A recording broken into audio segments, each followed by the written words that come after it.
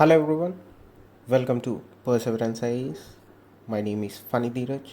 This is our daily editorial analysis for 28th September 2021. If you are new here, please subscribe to the channel, turn on the notifications, please like the video, share the video, and please do leave a comment below. Now let us begin with our first article for today. Back in the game. This article is related to our Prime Minister's in presence attendance to Quad Summit that took place in Washington DC. So, the first in person meet of the Quadrilateral Security Dialogue has been concluded. Right? This is India's engagement with major global powers.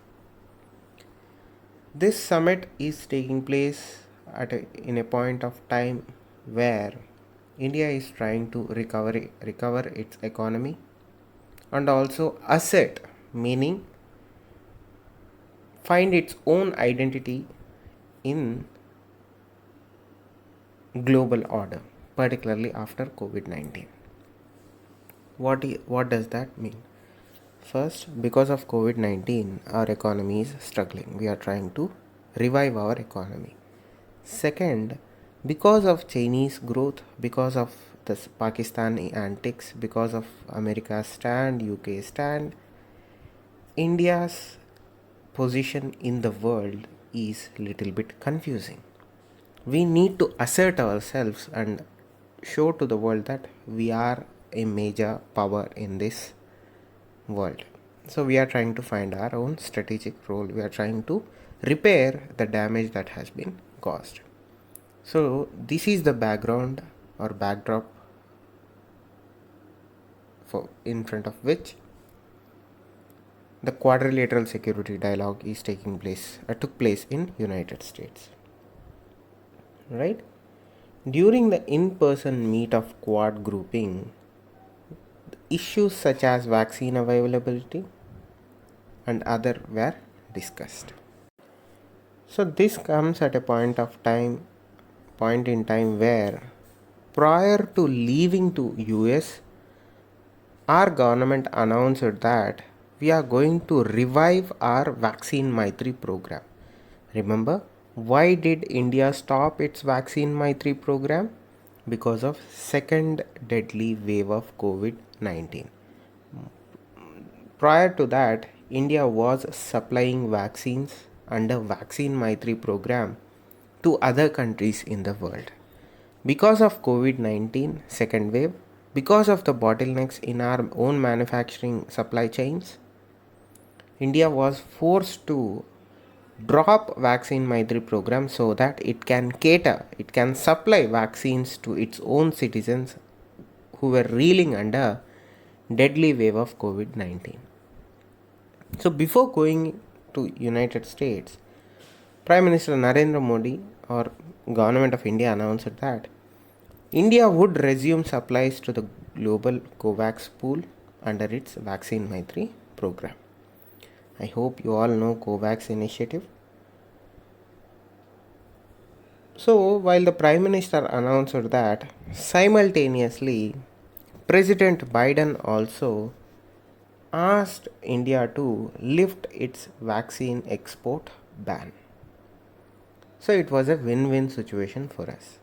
On one side, we announced that we would resume supplies to COVAX initiative, we would resume vaccine Maitri program, we would supply vaccines to the world.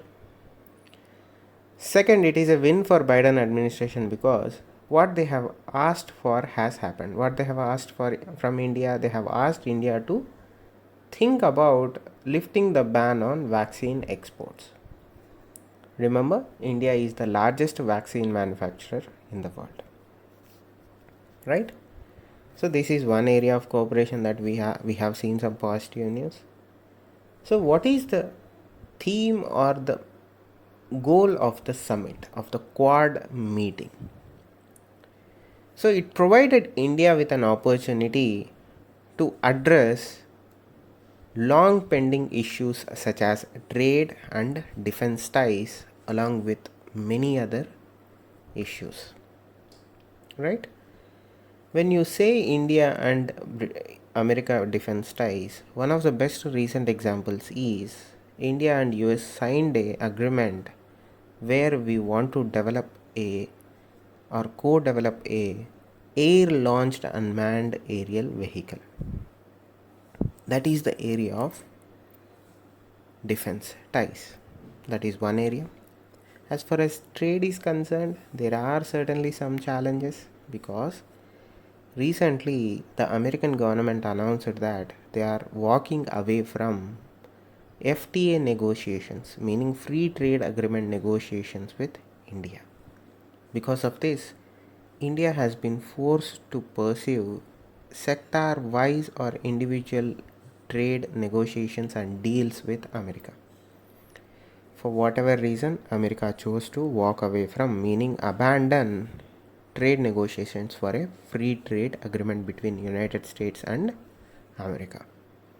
So this meeting is taking place with that in mind. We want a trade agreement with United States. Not only that, we also want to improve our defense ties. Right? So the ongoing pandemic, climate change, technology cooperation, supply chains and security, preserving a free and open Indo-Pacific region where the other issues that were discussed during the Quad meeting that took place in America. Right? One of the major agendas is to ensure a open Indo-Pacific region. Why? China is causing a lot of trouble in that region. That is why these countries are saying that there should be an Indo-Pacific region which is free from coercion and disputes, and if there are any disputes, those disputes should be solved in accordance with international law. Why they are saying that? When Vietnam approached International Court of Justice against China in regards to South China Sea, International Court of Justice said that whatever China is doing is wrong and China should refrain from doing them so. But what China said to ICJ's ruling? China came out and said that they don't recognize International Court of Justice in the first place at all. So their ruling has no bearing on Chinese actions. So that is why they are saying that any issues are there, any disputes are there, they should be solved in accordance with international law. So that is one thing, right? Second, India has sought to disassociate its role as a member of Quad from the recently announced Australia, UK, US partnership. So one of the major fallouts out of the AUKUS deal or the AUKUS partnership or trilateral security alliance is, if US, UK and Australia are going to form a group about defense and about nuclear technology, then why is there a need for Quad in the first place? Why don't you scrap it altogether? But when the question arose whether Quad is relevant or not, US and other countries, including other partners in the Quad, said that no, AUKUS is different, Quad is different. AUKUS is about US and UK working together and giving nuclear propulsion technology submarines to Australia. That is defense. Quad is not defense. Quad is not a military alliance. Quad is different because we are talking about pandemic, we are talking about climate change, we are talking about technology cooperation, we are talking about supply chains and security, we are talking about keeping an Indo-Pacific that is free and open. We are not talking about military. India also came out and said that Quad is completely different. Quad's goals are different. AUKUS goals are different. AUKUS is different. There is no implications or there is no hindrance from AUKUS towards Quad. Right? See, what does the AUKUS framework talk about? The AUKUS framework talks about Australia, UK and US working together for creation of a fleet of nuclear powered submarines for Australia. Right? This alliance or this agreement between these three countries have certain positive implications on India and some negative implications on India. Right? When the question of relevance of Quad came up, what India said was, India is concerned about health concerns, economic revival. These are the primary areas where our policy is concerned. These are our areas of concern. What are our areas of concern? Our revival of economy. We have to revive our economy. We have to save our economy. Two, we have to protect our population from COVID and its further implications. So that is the high echelons, or these are the two things, top two things in policy agenda for our government, right? Now, when you have these many common goals with US, the common goals between US and India align, we should use this opportunity to further our relationship with America. We need to find new avenues to cooperate with America. So that deepens our cooperation with America, and that is advantageous for India. We should deepen our cooperation with US in regards to vaccines, trade, and continuously engage with Quad for regional stability. We need to keep in regional stability also as a point of cooperation with United States. So this kind of strategy is a win for India when the regional situation in Asia is particularly concerning, given the Chinese overt actions and the recent developments in Afghanistan. So we should use this opportunity. We should use this convergence of ideas, convergence of goals and initiatives with the Americans, and try to use it for to India's advantage at a time where you have China on the border, you have Pakistan on the border, and you have terrorism emanating out of Afghanistan because of its instability.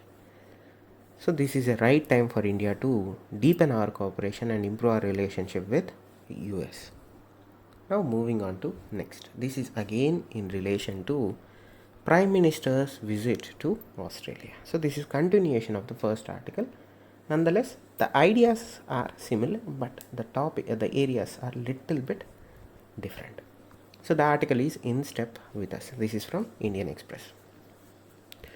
So to conclude the meeting of our Prime Minister with the President of United States, or our Prime Minister's trip to United States, particularly one thing stands out, and what is that?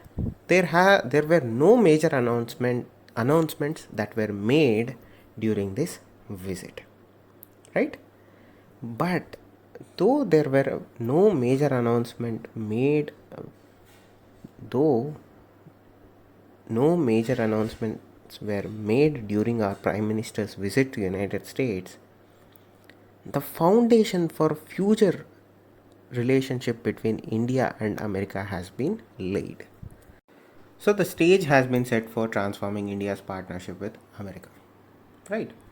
So we need to use this to further our partnership not only with India but also with Australia, with Japan, and we must use this as a platform to boost India's global impact. That is how you use this platform for our own advantage.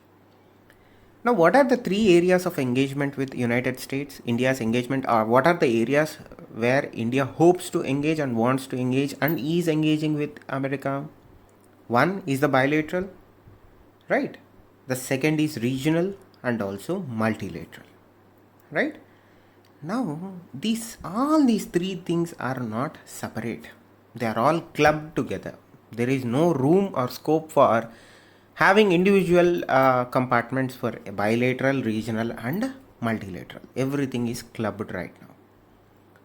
There are no separate compartments for this, as one supports the other. So you have a bilateral relationship that is based on region that benefits if it is multilateral. So one supports the other, and that is why we need to use this for our advantage. Okay. So over the past 2 decades, despite having differences, India and America have been working closely together to address some of our traditional differences. Historically, if you go back, India's relationship with America has not always been smooth. One time, if you remember the history, they have tried to declare war and take out the entire eastern seaboard of Indian coastline. That is why Russia came into our rescue during that time, because we signed an peace and friendship agreement with Russia. So I'm not going to go into that history. Our relationship, it's safe to say that India's relationship with America has not always been smooth. Even today, there are multitude of challenges between our relationship with America. But compared to 20 years ago, we have been slowly improving our relationship with each other. Not only that, we understood the importance of having a cordial relationship with each other. That is why, even though there are some outstanding issues, both sides, meaning both the countries, are willing to overlook for at least a small period of time so that we can achieve a common goal together. Right? These differences are not only on bilateral issues, not only on domestic issues, but also on multiple international issues. Because of this maturity between our countries, right? Maturity is a strong word, but because of this reality check, they have no other option. That is the ground reality. You cannot squabble with each other, because the ground reality is the world is very confusing right now, meaning very chaotic right now. You need a very strong partner. Despite having few differences, we are going to say, okay, let the differences be there, but the world is very chaotic. Let us work together to solve these issues. That is the reality that I am talking about. What is the reality? The reality is to have a cordial relationship with each other, so that through this partnership we can get regional stability and do some global good. Okay. Now, what are the areas where both the countries are trying to deepen our cooperation? One is defense cooperation. The second is to have a free Indo-Pacific region, meaning we have to balance regionally on the Indo-Pacific basis also. To address the pandemic and to fight any future pandemic, we need to develop vaccine development also, right? And the most important of all, climate change. Now, all of these issues are not only limited to two countries. Every country in the world is suffering from the same problems, particularly the climate change and the vaccine development issue. So, when you have these many positives of having a cordial relationship with each other, then it becomes our own agenda to pursue it vigorously, right? But when it comes to trade, domestic policies in respective countries are little bit complicated. They want access to Indian market, they want to protect certain sectors in their market, that is US. India likewise wants free access to American market, all while protecting our own domestic market. That is why the FTA negotiations fell apart. So, despite having complex issues, political complex issues domestically in respective countries, during the sidelines, during when our Prime Minister and Prime Minister Modi and President Biden met, both the leaders agreed that we are going to resume our trade dialogue. As I said, the FTA fell apart.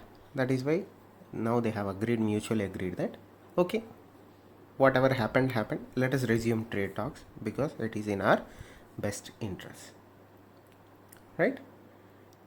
When they met, they not only talked about trade, they talked beyond trade.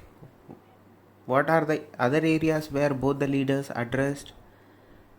They addressed homeland security, they addressed energy sector, they addressed higher education, and also technology cooperation. These two leaders agreed that both India and US should work together to enhance our cooperation in areas of homeland security, areas of energy security, higher education, and technological cooperations. Again, all these things are helpful for India's growth. finally, like the fly in the ointment, comes terrorism. This is where India and US have, though, convergence in majority of issues, divergence in one issue, that is Pakistan. है ना? Now, when terrorism is being discussed, we gave enough proof to the world to convict Pakistan 100 times. Even America is aware of what Pakistan is doing. But for whatever reason, for whatever policy approach they have taken towards Pakistan, they are not acting on it. Right? For us, the challenge is to stop cross-border terrorism, which is directly promoted and sponsored by Pakistan. Though not the Pakistani government, Pakistan army, because at the end of the day, the government in Pakistan is in the hands of Pakistan army. Now, both the leaders have come to terms with the consequences of Pakistan's success in bringing back Taliban to power. Right? We understand for a fact now, for the prolonged 20 years when Taliban fell in 2001 till 2021, Pakistan was actively supporting the survival of Taliban. So that is one reality that both the countries agree. We have been saying it to the world for the last decade or so, 2 decades or so, since this thing began, more vigorously in the last 1 decade or so. Now when it comes to terrorism, as I said, 99% both of our goals and ideas converge. One divergence is Pakistan. Right? We should not underestimate the leverage that Pakistan army has when it is being supported by the Chinese. Even if they cannot win in anything, they can try their best, and they will try their best with the help of the Chinese to spoil any good work that we intend to do in this region. Not only in this region, in any other region. Case in point, Afghanistan. They took money from US and they did dirty towards US using China. So China will use Pakistan army as a leverage against India, and Pakistan army will be more willing than ever to work against India in any case. So again, that thing is also one reality that both the countries understand. For whatever reason, we cannot go into as to how much America understands, but India understands 100%. Right? That is terrorism. When you talk about terrorism, thanks to Pakistan and China, you cannot leave out Afghanistan. We are seeing women, citizens, children, everybody suffering in Afghanistan under the thumb of Taliban. Who brought them? Pakistan brought them. What led them? American policy. We are not going into go that. But nonetheless, the regional reality is Taliban led Afghanistan is a problem for the region and also the world, and also particularly India. Right? We are also having some common place in that, or common ideas in that regards also.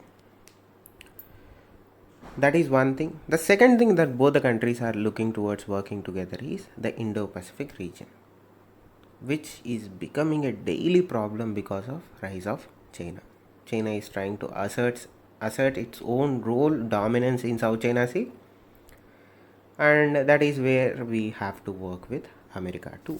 The problem in South China Sea in Indo-Pacific region came because of assertive actions by the Chinese. Now, as I said multiple times, all the participants of the Quad grouping have a clear understanding in saying that Quad is not a military coalition. There are advantages of Quad not being a military coalition and some disadvantages. We'll discuss disadvantages in later point of time. But for today, let us discuss what are the advantages of Quad not being a military coalition.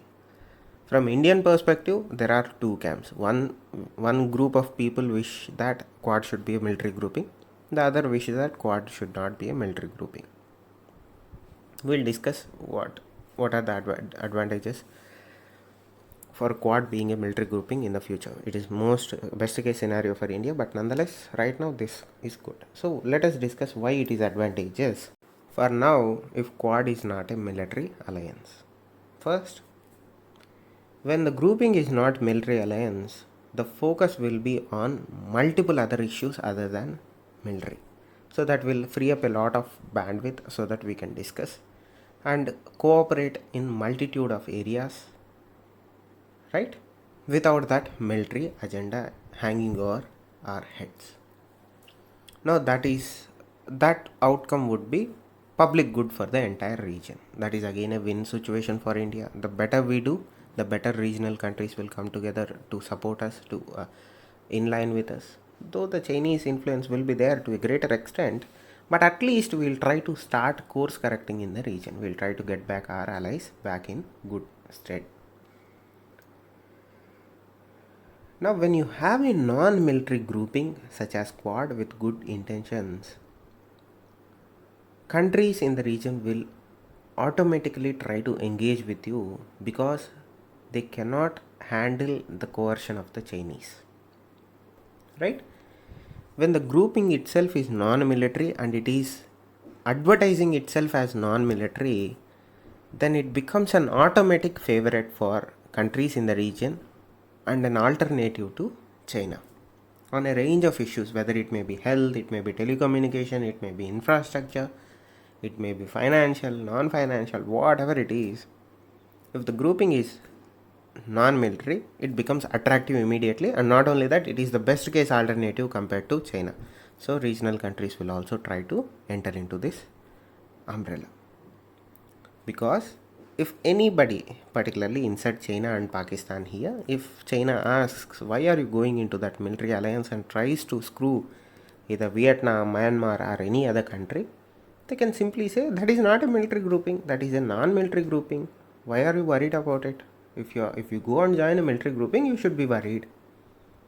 Quad is not a military grouping. It is talking about telecommunications. It is talking about infrastructure. It is talking about vaccines. It is talking about public health.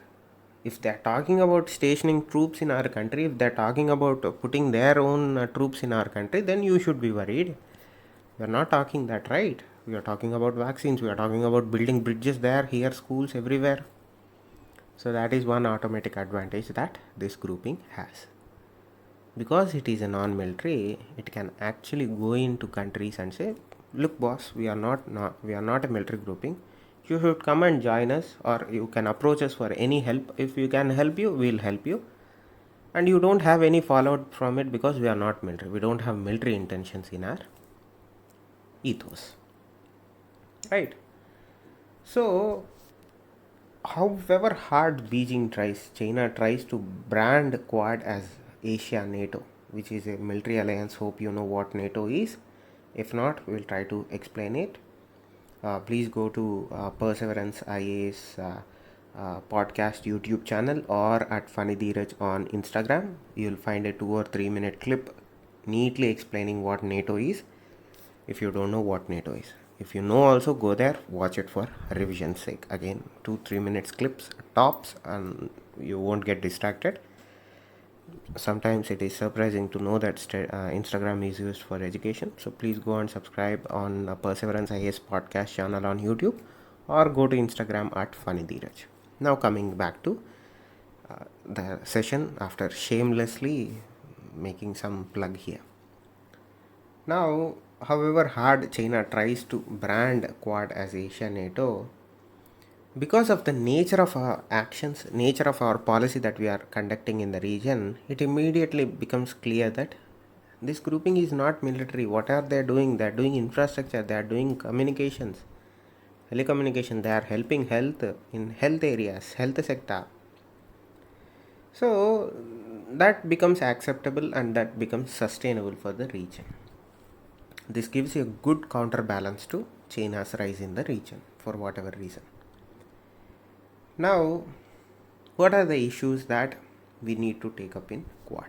So, what are the areas that we need to take up in Quad? One, pandemic management, because whether we like it or not, we are in midst of a pandemic. We are at least in a better position compared to other countries in the region. Myanmar, it's really scary there. Second, climate change.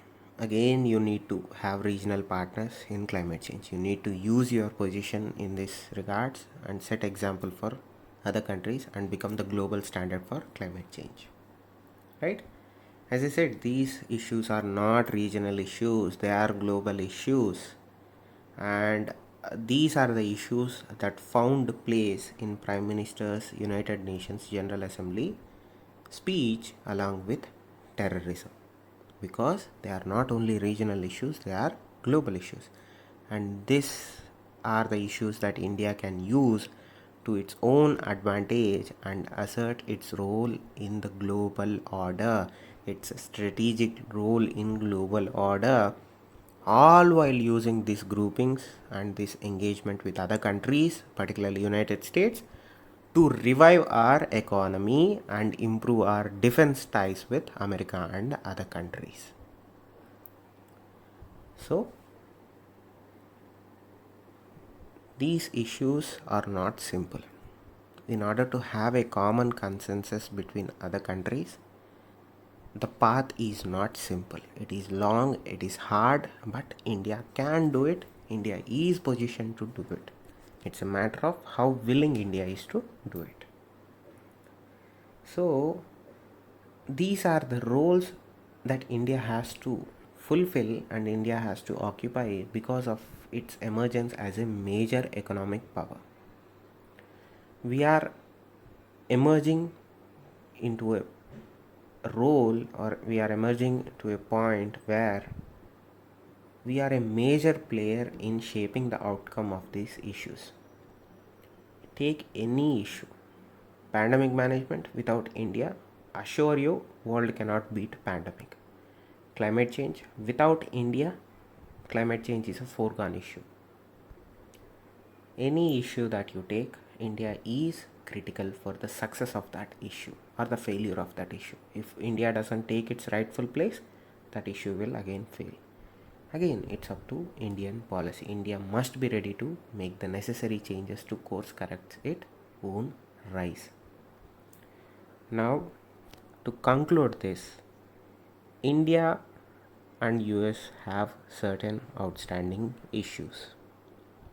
The domestic policy of respective countries are little bit of hindrances between for having a deeper engagement with or cooperation with between US and India.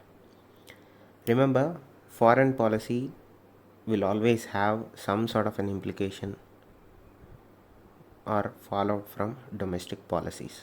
Domestic politics, to be very specific. Domestic politics will always play a role in a country's foreign policy. So, a country's domestic politics will have an impact on its foreign policy. Despite having certain differences of opinion, differences of approach towards certain things in respective countries, we should always try to engage and deepen our cooperation with United States. This is not only good for India, but this is also good for the globe. That is what this article is trying to say in this editorial. Right? Thank you. Please do subscribe to the channel. Please do follow us on Instagram at FunnyDheeraj. And as I said, I have another YouTube channel where I am trying to put clips for revision, current affairs revision. Please go to that. Perseverance IAS podcast is channel. Please subscribe to the channel. Thank you. Stay safe. Namaste. Please do subscribe. Thank you.